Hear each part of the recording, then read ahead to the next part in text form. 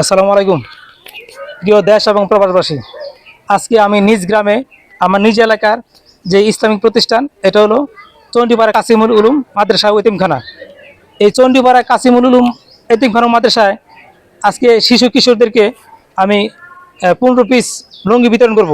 আর তার পাশাপাশি আমি সকলকে অবগত করতে চাই যে আজকে এই মাহে রমজান মাসে আমাদের আর কয়েকদিন পরেই কিন্তু আমাদের ঈদের আনন্দ।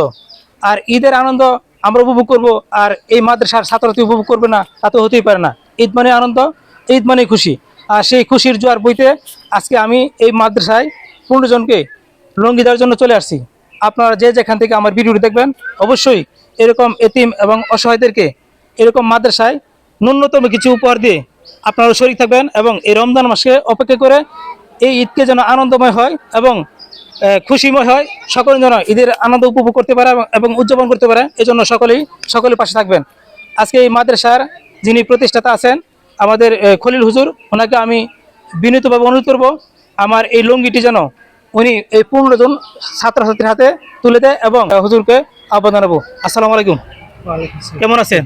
আলহামদুলিল্লাহ। আজকে যে আপনার মাদ্রাসা আছে আপনার কেমন লাগতেছে? অনেক ভালো লাগতেছে। এখন যে আপনার এই 15 জন ছাত্র কিশোরদেরকে আমরা লুঙ্গি দিব, আপনি কি খুশি না? অনেক খুশি। তাহলে আপনি যে নিজের হাতে দিয়ে দেন কেমন হয়? দিয়ে দিব। তো দেন, দিয়ে দেন।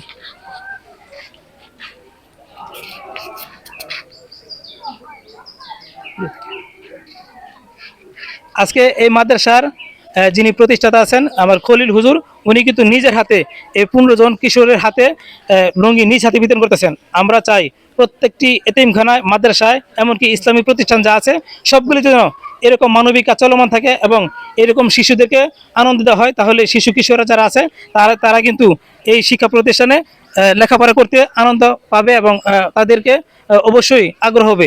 আজকে এই চণ্ডীপাড়া কাসিমুল মাদ্রাসায় লুঙ্গি বিতরণ থেকে বিদায় নিয়ে সকলকে আহ্বান জানিয়ে আজকে খলিল হুজুর আমাদের এখানে 2-4টি গুরুত্বপূর্ণ কথা বলবেন। আমি যে আসছি তার অনুভূতিটা কেমন? আসসালামু আলাইকুম। আপনার যে প্রতিষ্ঠানে আমি আসছি, এখন আপনার অনুভূতি কেমন লাগতেছে? অনেক ভালো লাগতেছে যে গরিব এতিম ছাত্ররা কিছু লুঙ্গি পাইলে মন খুশি অনেক। এখন যদি আরো কেউ দিতে চায় তাহলে কি নিবেন? হ্যাঁ নেব অবশ্যই। আরো অনেক ছাত্র এতিম ছাত্র গরিব ছাত্র আছে। এখানে কি আসলে অর্থের দরকার আছে? অর্থের দরকার অবশ্যই আছে। এরকম পোশাক সামানের দরকার আছে, আরো দরকার আছে।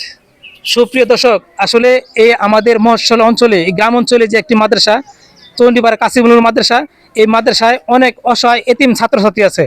আমরা দেশ এবং প্রবাস থেকে যারা দেখছি এবং শুনছি, অবশ্যই আপনারা এই মাদ্রাসার পাশে থাকবেন এবং এই সমস্ত শিশু কিশোর যে এতিম ছাত্র আছে তাদেরকে আপনারা অবশ্যই হাতে নাগালে রাখবেন, যেন তারা আগামী দিন সূর্যের মুখ দেখতে পারে এবং তাদের জীবন ভবিষ্যৎ গড়ে নিতে পারে। সকলে ভালো থাকবেন, সকলে সুস্বাস্থ্য কামনা করে আজকে চণ্ডীপাড়া কাসিমুল মাদ্রাসা থেকে বিদায় নিয়ে আজকের মধ্যে শেষ করছি। আসসালামু আলাইকুম।